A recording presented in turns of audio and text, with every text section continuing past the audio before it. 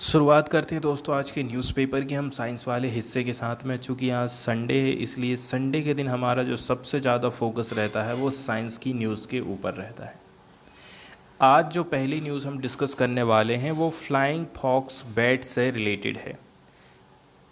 ये पिक्चर आप देखिए, यहाँ पर जो बैट दिखाई गई है, चमगादड़ दिखाई गई है, इसका नाम है इंडियन फ्लाइंग फॉक्स।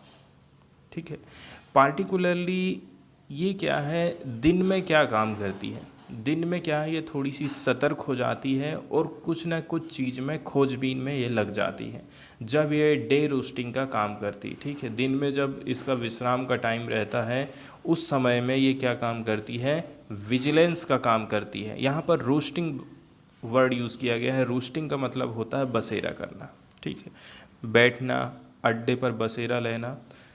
तो बसेरा लेने का मतलब ये है कि ये लोग क्या काम करते हैं, एक तो अपने भोजन की तलाश में इधर उधर चले गए, इसके बाद एक जगह में आकर के ये आप देखेंगे पेड़ में इस प्रकार से अपना बसेरा जमाए हुए हैं, लटके हुए हैं।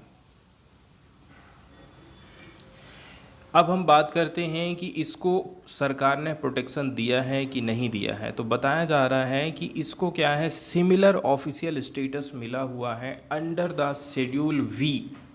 शेड्यूल 5 में वाइल्ड लाइफ प्रोटेक्शन एक्ट 1972 में इसको क्या काम किया गया है, इसको प्रोटेक्शन प्रोवाइड किया गया है until it was put on the schedule second list entailing a high degree of protection। ठीक है, जब तक इसको यहाँ पर नहीं डाला था, पहले इसको क्या है, शेड्यूल की सेकेंड लिस्ट में रखा जाता था और डिमांड रहती है कि कैसे करके हम इस चमगादड़ का प्रोटेक्शन कर सकते हैं। ये एक ऐसी स्पीस है जिसके चलते चलते हमको सीड डिस्पर्सल मिलेगा देखने को। सीड डिस्पर्सल का मतलब क्या होता है, एग्जाम्पल के तौर पर ये चमगादड़ एक किसी पेड़ में अभी है, ठीक है, यहाँ के फल वगैरह ये खाती है और कुछ फल को लेकर के ये दूसरी जगह चली जाती है, उसके मुंह में दबा हुआ है, ठीक है, और दूसरी जगह वो उसको गिराती है उसके कुछ हिस्से को। तो इसको बोलते हैं सीड डिस्पर्सल, मतलब कि बीज को एक जगह से दूसरी जगह पहुंचाने का काम चमगादड़ करती हैं। इससे हमारा जो जंगल है वहाँ पर हमको कई प्रकार के पेड़ पौधे देखने को मिलते हैं। ऐसा नहीं है कि एक पौधा आपको एक ही जगह पर देखने को मिलेगा। ठीक है, पौधों में हमको डाइवर्सिफिकेशन देखने को मिलता है चमगादड़ों के माध्यम से। तो इस मामले में ये हमारी मदद करती है। The flying fox has fascinated zoologist over the years. अभी हाल फिलहाल में देखा जाए तो जो जूलॉजिस्ट हैं उनका ध्यान आकर्षित किया है इस फ्लाइंग फॉक्स बैट ने। यहाँ पर फैसिनेटेड वर्ड यूज़ किया गया है। फैसिनेटेड का मतलब होता है अट्रैक्ट करना, मोहित करना, अपनी ओर खींचना। This fascination took 3 scientist to southern Assam's Barak valley for 38 days in 2019। देखिए, यही इसमें कुछ ऐसी क्वालिटी थी जिसके चलते चलते जो बराक वैली वाला एरिया है असम का, ठीक है, यदि हमसे पूछा जाता है कि बराक वैली कहाँ पर लोकेटेड है तो ये पड़ता है असम में। तो 38 दिनों तक यहाँ पर अध्ययन चला था, सन 2019 की ये बात है।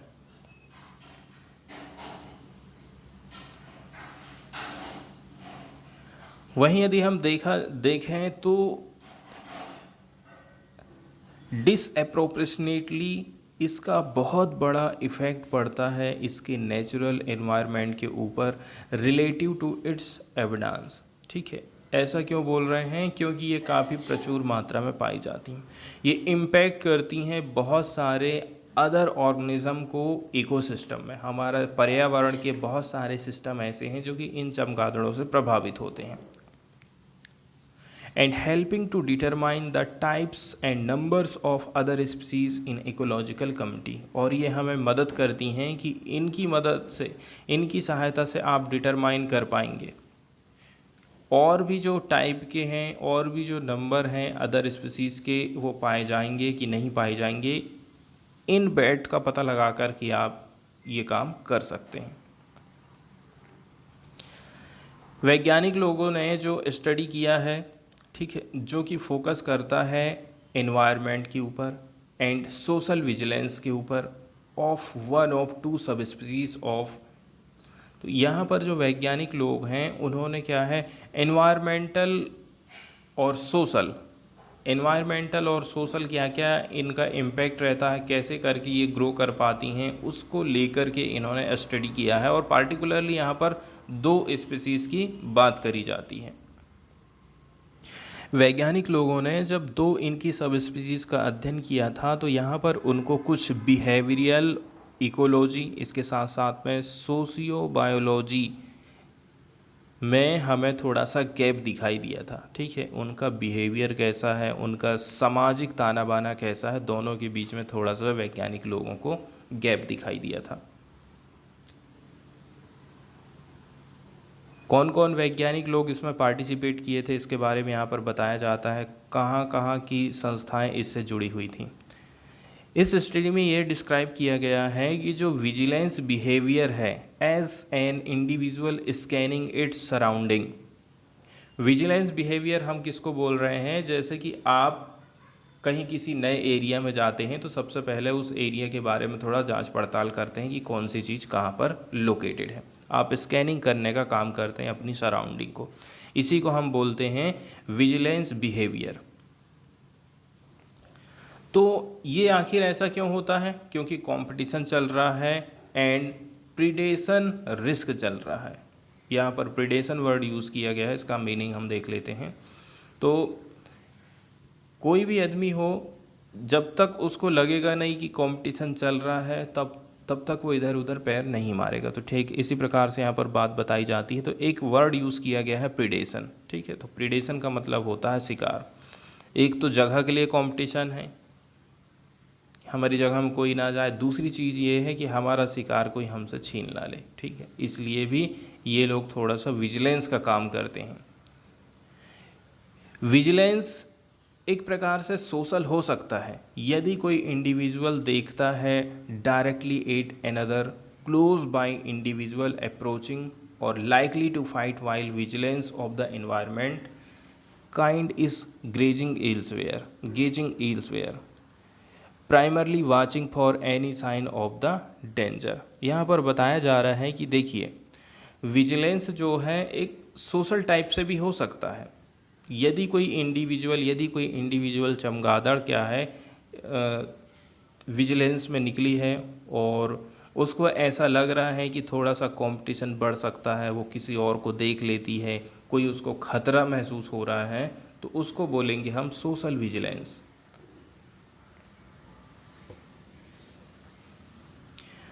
ज़्यादातर हमको ये जो है ना ट्री कैनोपीज रहती हैं, इनमें ये चमगादड़ देखने को मिल जाती है। इस प्रकार की जो कंडीशन होती है, hierarchy and competition for preferred रूस्टिंग position, यहाँ पर भी उनको कंपटीशन पैदा हो जाता है कि कैसे करके हम अपनी जगह को हड़पेंगे। इसलिए इनके बीच में आप देखेंगे कि लड़ाई भी होने लग जाती है। Vigilance is a manifestation of competition in canopy roasting beds which can vary temporarily and according to the spital position। स्थान विशेष की पोजीशन के हिसाब से आप देखेंगे ये इसमें आपको अलग अलग प्रकार से कंपटीशन देखने को मिल जा रहा है। अब हम बात करते हैं ये जो उड़ने वाले मैमल्स होते हैं, यहाँ पर आपको अलग अलग लेवल देखने को मिलता है विजिलेंस का। रूस्टिंग आर्किटेक्चर के हिसाब से उनका जो बसेरा है वो किस प्रकार से है, उसी हिसाब से ये अपने आप को विजिलेंस के काम में लगाते हैं।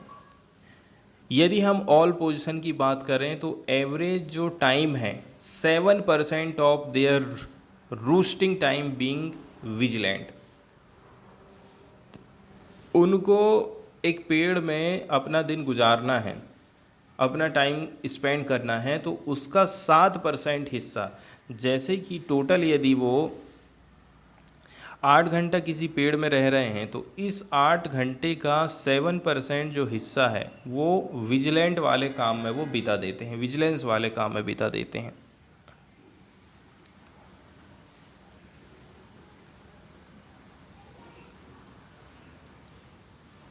वहीं यदि देखें हम पेरीफेरल जो बैट्स होते हैं on A roasting tree showed a significant increase in environmental vigilance. एक किस्म का यहाँ पर बैट है वो है पेरीफेरल बैट्स। तो इनमें क्या है, जो एनवायरमेंटल विजिलेंट है वो थोड़ा सा हमको ज़्यादा देखने को मिला है। यदि आप कंपेयर करेंगे टू द कोर दस कन्फर्मिंग एज इफेक्ट हाइपोथेसिस। ठीक है, तो जो कोर है, जो मेन वाली चीज़ें हैं, जो मेन टाइप की बैट्स हैं, उनसे यदि हम इसकी तुलना करेंगे तो थोड़ा सा कम ज़्यादा अंतर हम देख लेते हैं। Flying foxes studies spend 82% of their roosting time sleeping but remain alert to their surrounding। देखिए, जो चमगादड़ होती है रात में ये अपना शिकार करते हैं और दिन में ये सोते हैं। तो आप देखिए कि 82% जो उनका हिस्सा है, ठीक है, एवरेज के तौर पर 100 में से 82 घंटे ये क्या काम करती हैं, सोने का काम करती हैं। यदि इनके पास 100 घंटा है तो 100 घंटे में ये 82 घंटे सोती हैं। बाकी का जो हिस्सा है ये क्या काम करती हैं, अपने आसपास का जो क्षेत्र होता है उसके प्रति थोड़ी सी अलर्ट रहा करती हैं। Dependence on auditory perception gives the added advantage of not sacrificing sleep entirely, the study said. इसके अलावा आप देखेंगे जो ऑडिटरी परसेप्शन है, ऑडिटरी मतलब होता है आवाज़ से संबंधित, तो जो श्रवण की इनकी शक्ति होती है, श्रवण संबंधित इनकी जो कैपेसिटी होती है, इसके चलते चलते ये और भी नहीं सो पाते हैं। ठीक है,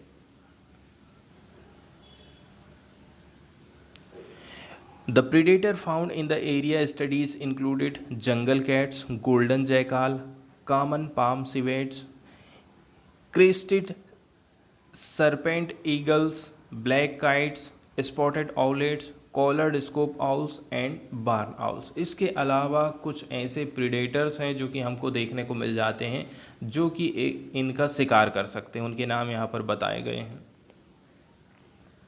तो जो बिगेस्ट थ्रेट है इस प्रकार की चमगादड़ के लिए इज़ फ्रॉम ह्यूमन। इतने सारे इनके प्रीडेटर हैं, शिकारी हैं, लेकिन सबसे ज़्यादा खतरा इनको ह्यूमन से होता है। Hunting for meet and medicine, reason क्या क्या है? पहला जो रीज़न है वो मीट के लिए इनका शिकार किया जाता है, मांस के लिए इनका शिकार किया जाता है। दूसरा है मेडिसिन बनाई जाती हैं। And probable threats like felling of roost trees have contributed to dramatic decrease in the population of this species. यहाँ पर सबसे महत्वपूर्ण चीज़ हमको बताई गई है कि सबसे ज़्यादा इस स्पीसीज़ को खतरा किन किन चीज़ों से है। तो सबसे बड़ा जो इनको खतरा है वो ह्यूमन से है। ठीक है, ह्यूमन लोग क्या काम करते हैं, इनका हंटिंग करते हैं मीट के लिए। दूसरा, इनसे मेडिसिन बनाते हैं। तीसरे नंबर की बात यह है जहाँ पर ये बसेरा करते हैं उन ट्रीज़ को काट डालते हैं। इसके चलते चलते भी इनकी जो पॉपुलेशन है वो प्रभावित हो रही है। इसके बाद वाली जो न्यूज़ हम डिस्कस करने वाले हैं वो मैन्यूस्क्रिप्ट से रिलेटेड है। तो सरकार की प्लानिंग है हम एक कुछ नियम ऐसे बनाएं, कानून लेकर के आएँ जिसके अंतर्गत में जो इंडियन मैन्यूस्क्रिप्ट है हम उनका प्रोटेक्शन कर सकें। तो यहाँ पर भारत की सरकार कुछ कानून लेकर के आएगी जिसके अंतर्गत जो इंडियन मैन्यूस्क्रिप्ट है उसको प्रोटेक्ट किया जाएगा, उनको सेव करने का काम किया जाएगा। मैन्यूस्क्रिप्ट हम किसको बोलेंगे? मैन्यूस्क्रिप्ट एक प्रकार से इतिहास को जानने के स्रोत होते हैं। मैन्यूस्क्रिप्ट जैसे पेड़ की छाल है, भुर्ज पेड़ की छाल हो गई। ठीक है, इस पेड़ की छाल में लोगों ने अपने हाथ से कुछ लिखे हैं। उस टाइम का राजनीतिक जीवन कैसे हुआ करता था, ठीक है, लोगों के मनोरंजन के साधन क्या क्या हुआ करता था, कौन से महाराजा के टाइम में क्या क्या चीज़ें घटना घटित हुई हैं, ये सारी चीज़ें हमको मैन्यूस्क्रिप्ट में देखने को मिल जाती हैं। तो सरकार क्या काम करना चाहती है, इस प्रकार के जो मैन्यूस्क्रिप्ट हैं उनका पता लगाएगी और सर्च करेगी, इसके साथ साथ में उनको प्रिजर्व करने का काम करेगी। इसके लिए कानून बनाने वाली है। तो जो बक्साली मैन्यूस्क्रिप्ट है जो कि ancient Indian mathematical text writing मानी जाती है on birch bark. Birch bark किसको बोलते हैं? भुर्ज की छाल को हम बोलते हैं।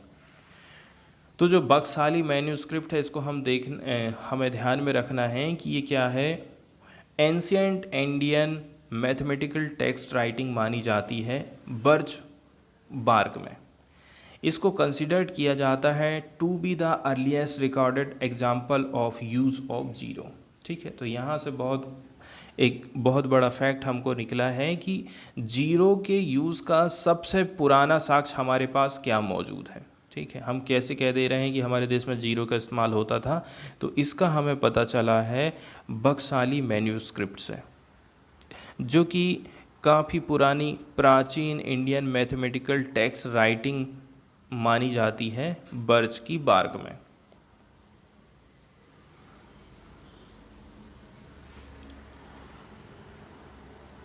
इस प्रकार से यहाँ पर जो सेमिनियल टेक्स्ट यूज़ किया गया है, ठीक है, सेमिनियल मतलब होता है मौखिक, बेसिक, लाभदायक, प्राथमिक। यहाँ पर जो प्राथमिक टेक्स्ट यूज़ किए गए हैं डेटिंग बैक रफली टू द 3rd और 4th सेंचुरी AD। कितना पुराना है ये?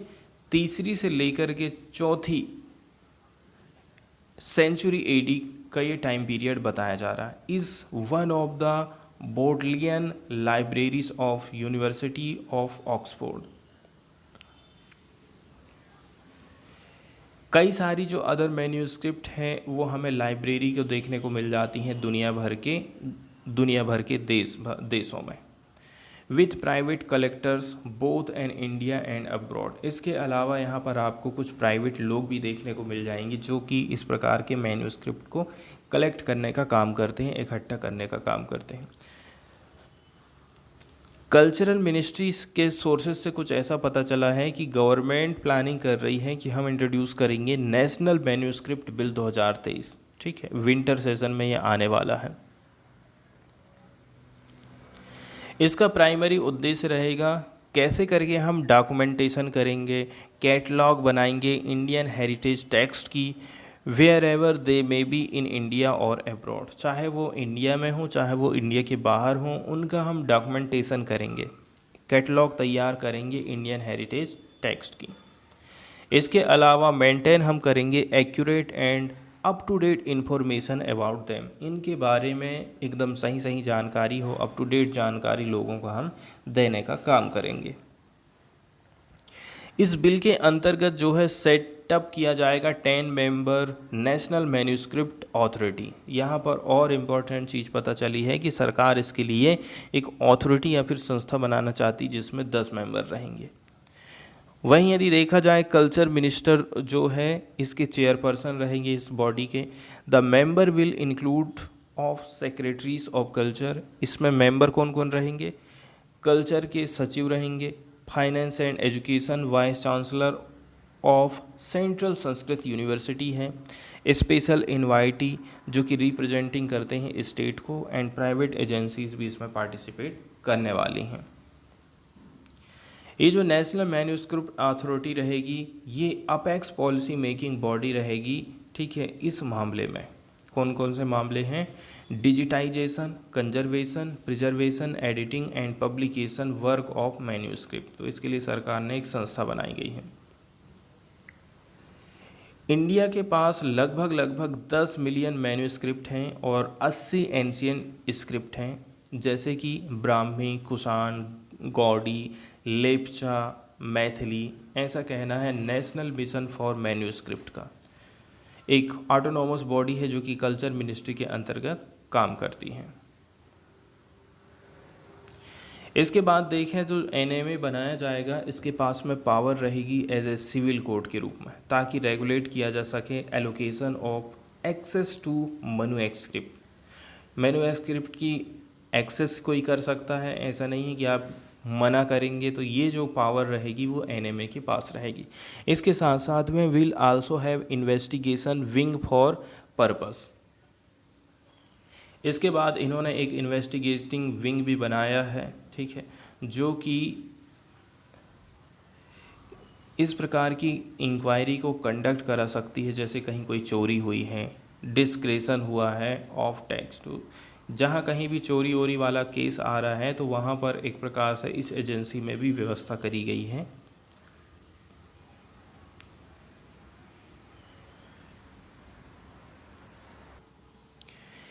इसके बाद एनएमए के अंतर्गत जो है एक डेडिकेटेड डिजिटल पोर्टल भी लॉन्च किया जाएगा। पोर्टल का मतलब वेबसाइट से है। यहाँ पर इंडेक्सिंग करी जाएगी, कैटलॉग वाइज इनका डिवाइड किया जाएगा, यहाँ पर अपलोड किया जाएगा डाउनलोडिंग कॉपीज़ ऑफ मैन्यूस्क्रिप्ट। ठीक है, फ़ोटो खींची जाएगी, फ़ोटो खींचकर वेबसाइट में अपलोड किया जाएगा। ये जो स्पेशल बॉडी बनाई गई है will be vested with the right to take over a manuscript from a private owner. यदि किसी प्राइवेट ऑनर के पास में मैन्यूस्क्रिप्ट पाई जाती है तो वो उसको टेक ओवर कर लेगा, मतलब अपने अंडर में ले लेगा। Based on the uniqueness and importance of the content, वो मैन्यूस्क्रिप्ट कितनी इम्पोर्टेंट है, कितनी यूनिक है, इस आधार पर ये काम किया जाएगा। लेकिन ऐसे ही किसी से छीना नहीं जाएगा, उसके बदले में एक फिक्स्ड अमाउंट दिया जाएगा जो कि फिक्स करेगी एक्सपर्ट कमेटी।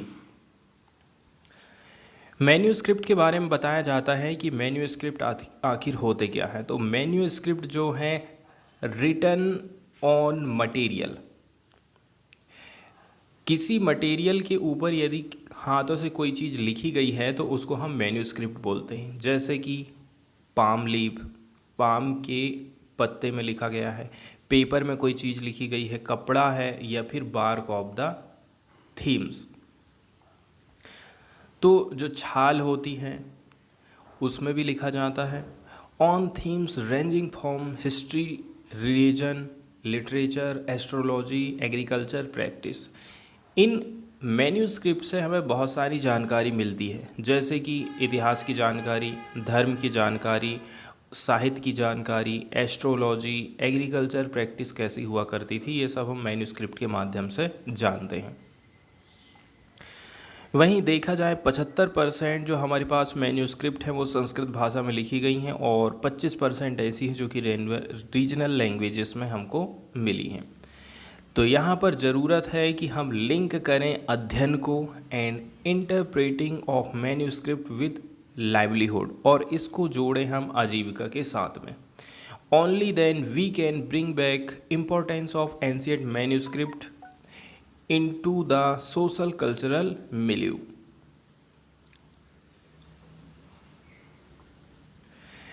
अभी तक यदि देखा जाए NMM के पास में इसने डिजिटाइज किया है 3.3 लाख मैन्यूस्क्रिप्ट को। इसमें शामिल है 3.1 crore folios. Though more than 1.18 lakh manuscript have been uploaded, only about 70,000 have been made available online for the public access। अभी तक देखा जाए ना 1.18 मैन्यूस्क्रिप्ट को अपलोड किया जा चुका है, लेकिन अभी तक इनमें से 70,000 ऐसी हैं जिसको ऑनलाइन अवेलेबल कराया गया है, जहां पर पब्लिक इसको एक्सेस कर सकती है, इनकी जानकारी को देख सकती है। इसके बाद हम बात करना चाहते हैं MRI स्कैनर के बारे में। तो पहला Indian made MRI scanner launch किया जाएगा क्लिनिकल वर्क के लिए अक्टूबर के महीने में। तो ये MRI मशीन है, इसको आप देख सकते हैं। 2006 से ही world has been battling a shortage of helium. 2006 से ही हम देख रहे हैं कि हीलियम की कमी पाई जा रही है, हीलियम देशों को मिल नहीं पा रहा है। ये सेकेंड मोस्ट अबंडेंट एलिमेंट माना जाता है यूनिवर्स में, but a rare commodity on earth. प्रचुर मात्रा में तो मौजूद है, लेकिन ये रेयर कमोडिटी माना जा रहा है अर्थ में। अर्थ में हमें पता नहीं है कि कहाँ पर हीलियम के, ठीक है, हीलियम के भंडार कहाँ पर अवेलेबल हैं, अभी तक हम पता नहीं लगा पाए हैं। कैसे करके इसकी खुदाई करना है, कैसे करके इसका स्टोरेज करना है, तो ये काफ़ी कठिन काम हो जाता है। The only way to source helium is to extract it from natural gas reserve. एक तरीका ये है कि हमारे पास जो नेचुरल गैस रिजर्व है वहाँ से हम इसको एक्सट्रैक्ट करें।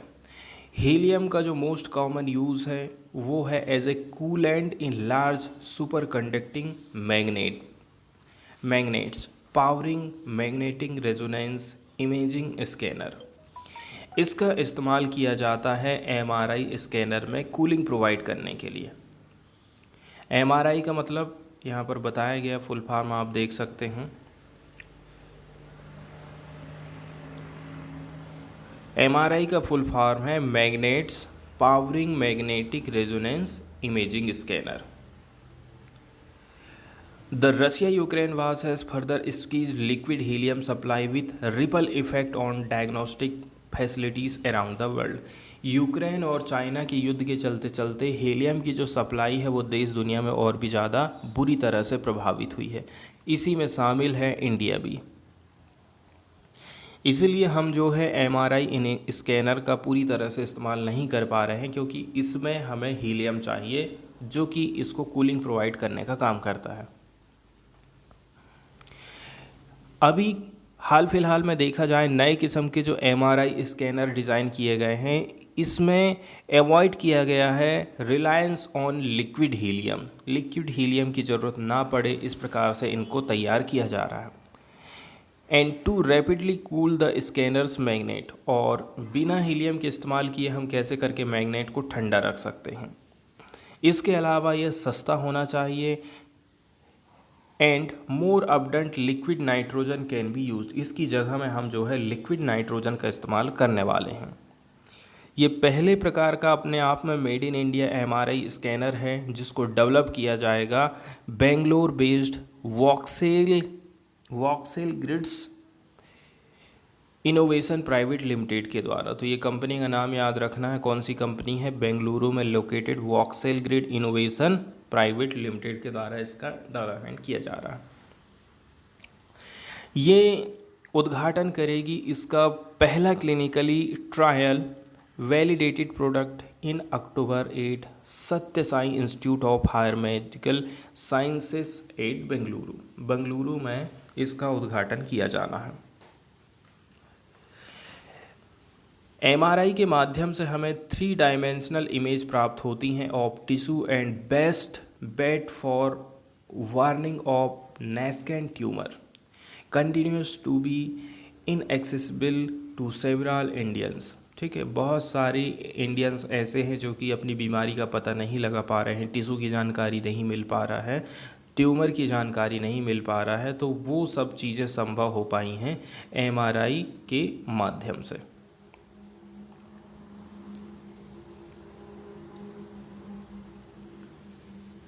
यहाँ पर जो नेस्केंट ट्यूमर्स वर्ड यूज़ किया गया है, नेस्केंट ट्यूमर्स का मतलब होता है कि यदि कोई आपके बॉडी के भीतर में कोई ट्यूमर उत्पन्न होना चालू कर दिया है, नया नया ट्यूमर बनना चालू कर दिया है, तो उसका भी हम पता लगा सकते हैं इसके माध्यम से। तो जो साइंस एंड टेक्नोलॉजी मिनिस्ट्री है उसने एस्टिमेशन लगाया है कि इंडिया के पास में करेंटली 4500 एमआरआई स्कैनर अवेलेबल हैं। A third of what is required given to the population. जितनी ज़रूरत है उतने हमारे पास नहीं है, हर 3 में से 1 चाहिए, 3 लोगों में से 1 को ज़रूरत है, लेकिन हमारे पास 1 ही अवेलेबल है। टोटल जितनी भी पॉपुलेशन है, जैसे कि एग्जांपल के तौर पर हमारी पॉपुलेशन 100 है, तो 100 में से हमारे पास कितने अवेलेबल हैं, मात्र 3 ही अवेलेबल है, 1/3 अवेलेबल है हमारे पास में। कुल मिलाकर के देखा जाए ना तो हमारे पास कमी है।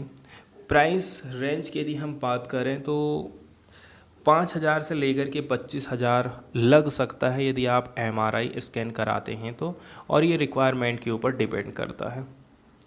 इस प्रकार से जो कस्टमाइज करके मशीन बनाई गई हैं made by multinational companies can cost anywhere from 5 crore. कहीं और पर यदि आप इसका इलाज कराएंगे तो आपको 5 करोड़ रुपया लग सकता है। रिफर्बिश्ड मशीन जो है इसकी कीमत हो सकती है कुछ हॉस्पिटल में 1.5 से लेकर के 3 करोड़।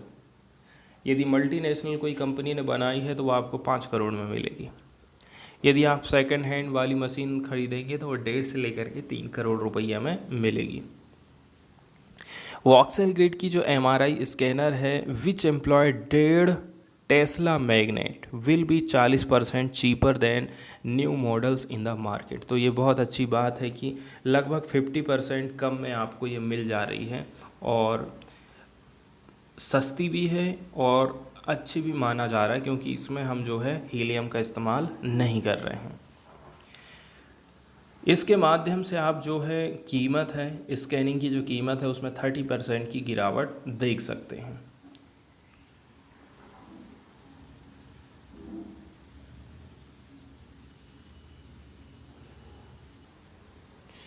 इसके बाद वाली जो न्यूज़ हम डिस्कस करने वाले हैं वो प्रवाल भित्ति से कोरल रीफ से रिलेटेड है। तो कोरल रीफ के बारे में हम थोड़ी सी बेसिक जानकारी देखने वाले हैं।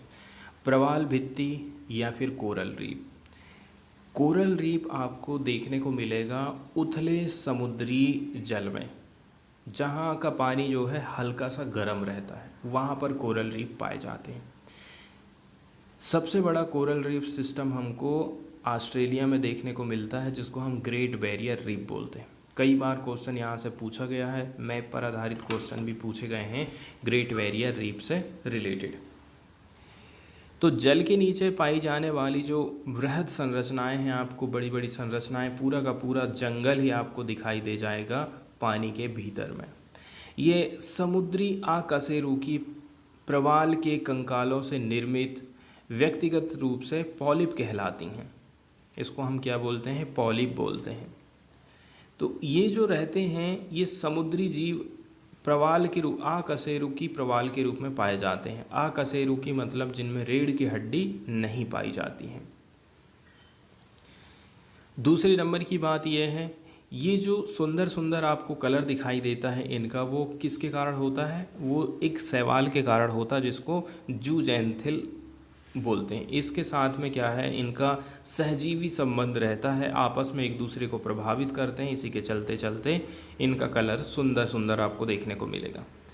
समुद्री जैव विविधता का 25% हिस्सा आपको कोरल रीफ में ही दिखाई देगा। यहाँ पर हार्ड कोरल और सॉफ्ट कोरल आपको देखने को मिल जाएगा। हार्ड कोरल या फिर हार्ड प्रवाल हम किसको बोलेंगे? कठोर एक्सोस्केलेटन, जो कि कैल्शियम कार्बोनेट से बनता है, भित्ति के निर्माण के लिए ये जिम्मेदार रहता है। सॉफ्ट कोरल की बात करें तो इसमें भित्ति का निर्माण नहीं करता है। ग्रेट बैरियर रीफ की बात करें ऑस्ट्रेलिया की, तो दुनिया में सबसे बड़ा कोरल रीफ है। इसको विश्व धरोहर स्थल घोषित किया गया था 1981 में, और व्यापार ये प्रवाल विरंजन के कारण प्रभावित हो रहा है। भारत में कहाँ कहाँ पर कोरल रीफ पाए जाते हैं यदि आपको देखना है तो कच्छ की खाड़ी है, मन्नार की खाड़ी, अंडमान और निकोबार, लक्षद्वीप समूह और मालवन के क्षेत्र में भी अवेलेबल है। कहाँ कहाँ इनका इस्तेमाल किया जाता है? तो कोरल रीफ का इस्तेमाल किया जाता है गोली दवाई बनाने के लिए, भोजन के लिए। इसके साथ साथ में यहाँ पर टूरिज्म भी डेवलप होता है, मनोरंजन के लिए लोग जाते हैं। खतरे की बात करें, पृथ्वी का तापमान बढ़ते जा रहा है, ठीक है। समुद्र के किनारे कूड़ा कचरा का जमाव देखने को मिल रहा है, ठीक है। समुद्र की लवणता बढ़ते जा रही है, पीएच वैल्यू बढ़ते जा रही है। इसी के चलते चलते इनको खतरा हो गया। मानव जनित प्रदूषण की बात करें, मानव जनित रीजन की बात करें तो खुदाई का काम करना, इसके अलावा मछली पालन करना, पर्यटन, प्रदूषण, ये भी कुछ इनके लिए खतरे हैं। वहीं यदि हम बात करें कोरल ब्लीचिंग की, कोरल ब्लीचिंग से यूपीएससी ने क्वेश्चन पूछा था।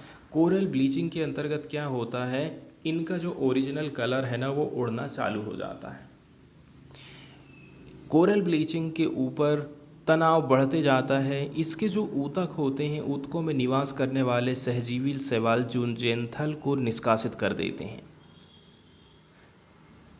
टेम्परेचर का ज़्यादा बढ़ना, पॉल्यूशन बढ़ते जाना, इसके चलते चलते ये जो चीज़ें संरचना दिखाई दे रही, इनके ऊपर हमें एक शैवाल दिखता है। शैवाल यदि आप हटा देंगे, शैवाल हट जाएगा तो जाहिर सी बात है इनका जो ओरिजिनल कलर है वो हमको देखने को नहीं मिलेगा और ये सफ़ेद रंग में परिवर्तित हो जाते हैं। इसको हम विरंजन बोलते हैं। तो कुल मिलाकर के ये जो विरंजित प्रवाल कोरल ब्रीच रीफ होते हैं ये मरे नहीं हैं, लेकिन बीमारी से ग्रसित हैं या फिर भूखमरी हैं। प्रवालों की सुरक्षा के लिए भारत सरकार की तरफ से कौन कौन सी पहलें की गई हैं?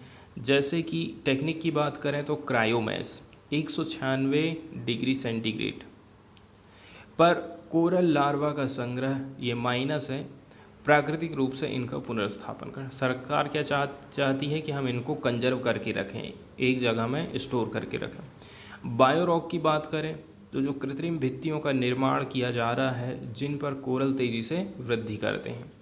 भारत में पहल की बात करें, इसके लिए राष्ट्रीय तटीय मिशन लाया गया था। इसके अलावा अंतर्राष्ट्रीय कोरल रीफ पहल लाई गई है।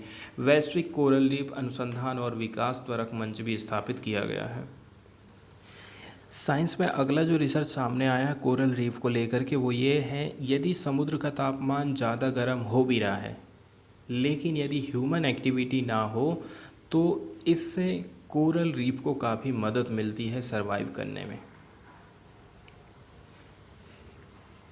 यदि आप जो है मिटिगेट करते हैं ह्यूमन इम्पैक्ट को on land and sea, reduced coral loss during unprecedented marine heat wave in Hawaii and supported coral reef persistence after heat wave according to the paper in Nature। देखिए, हवाई द्वीप पर जो मौजूद coral reef हैं उसका यहाँ अध्ययन किया गया है कि यदि ह्यूमन की एक्टिविटी को हम कम कर दें तो भले ही हीट वेव चल रही हों, इससे जो कोरल रीफ है वो ज़्यादा टाइम तक सरवाइव कर पाते हैं। ये रिसर्च जो सामने आई है इससे ये पता चला है, demonstrate the potential of combined management strategies to protect coral reef. कैसे करके हम जो है कंबाइंड तरीके से कोरल रीफ को प्रोटेक्ट कर सकते हैं। कोरल रीफ इकोसिस्टम की बात करें, ये फ्रिक्वेंटली इम्पैक्टेड हैं ह्यूमन एक्टिविटी के द्वारा ऑन लैंड एंड द सी, चाहे वो ज़मीन हो चाहे वो सी हो। लैंड बेस्ड डिस्टर्बेंस की बात करें तो